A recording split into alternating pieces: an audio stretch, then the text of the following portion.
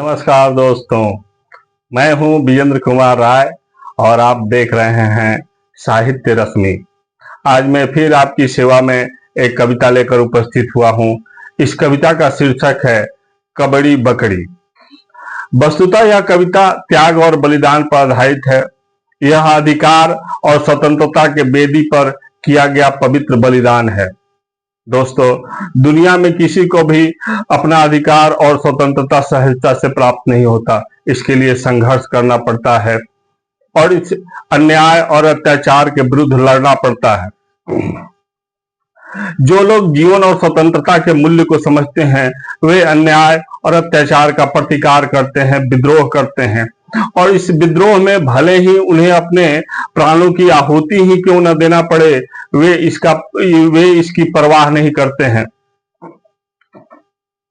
लेकिन और ऐसे ही लोग इतिहास के क्षितिज पर ध्रुव तारे की तरह सदैव दीप्तिमान रहते हैं। लेकिन जो लोग बुजदिल और कायर होते हैं, वे अत्याचार और अन्याय के खिलाफ चाहे उसके सामने सर झुका देते हैं और ऐसे लोग जीवन भर गुलामी की चक्की में पीसते रहते हैं और उनका जीवन नर्क से भी बदतर होता चला जाता है। इस कविता में इसी तथ्य को उद्घाटित किया गया है। अगर कविता अच्छी लगे तो कृपया इसे जन जन तक शेयर कीजिएगा और यदि आप हमारे चैनल पर नए हो तो इसे लाइक और सब्सक्राइब करने की कृपा कीजिएगा। तो प्रस्तुत करता हूं मैं अपनी कविता।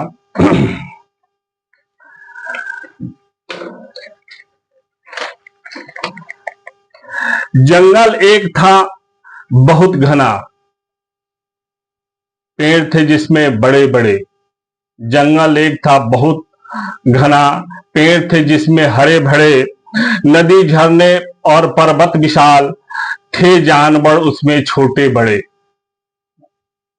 उसमें एक था बकरी परिवार, सदा जीवन और उच्च विचार। उसमें एक था बकरी परिवार, सदा जीवन और उच्च विचार। निर्भय होकर विचरण करते, कबड़ी थी उनकी सरदार। दैव की कैसी अद्भुत माया, उन पर पड़ा आतंक का साया। दैव की कैसी अद्भुत माया, उन पर पड़ा आतंक का साया। कहीं वहां से एक भेड़िया आया, देख बकरी को लार टपकाया। वह था खूनी और दुर्दंत, बढ़ने लगा उसका अत्याचार। वह था खूनी और दुर्दंत, बढ़ने लगा उसका अत्याचार। यदा कदा जब मौका मिलता, करने लगा उनका शिकार। परिवार की रोज होती हानि, उनके आंखों में था पानी। परिवार की रोज होती हानि, उनके आंखों में था पानी। कोई नहीं था उनमें ऐसा, जो रोक सके उसकी मनमानी। कबड़ी ने जब सुनी कहानी, उसने किया भीषण हुंकार। कबड़ी ने जब सुनी कहानी, उसने किया भीषण हुंकार। अनन फनन में लड़ने को वह भेड़िए से हुई तैयार। संजोग से भेड़िया सामने आया, तब कबड़ी ने दम दिखलाया। संजोग से भेड़िया सामने आया, तब कबड़ी ने दम दिखलाया।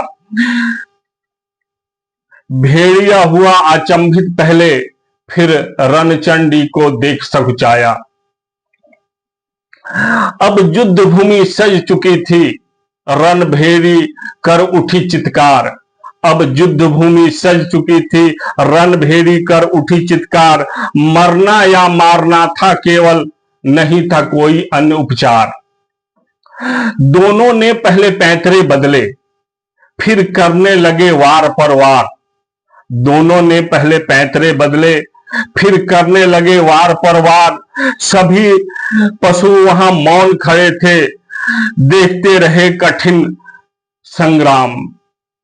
सभी पशु वहां मौन खड़े थे, देखते रहे कठिन संग्राम। दोनों तन से लहूलुहान थे, बह रही थी रक्त की धार। दोनों तन से लहूलुहान थे, बह रही थी रक्त की धार। फिर भी पीछे हटने को उनमें नहीं था कोई बिल्कुल तैयार।